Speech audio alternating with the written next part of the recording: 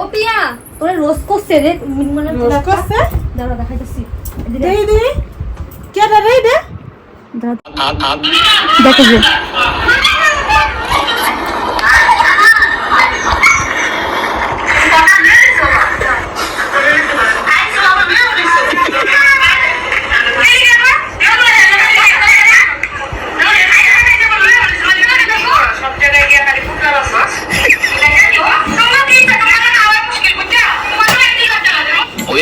যে নিছে সে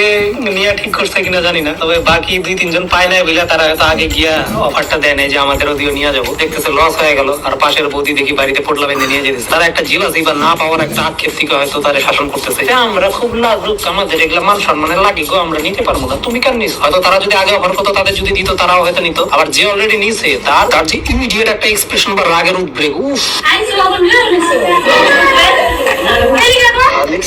ও বে আবার আমার সাপোর্টে কথা কইছে দাদা না দেখছো তোমরা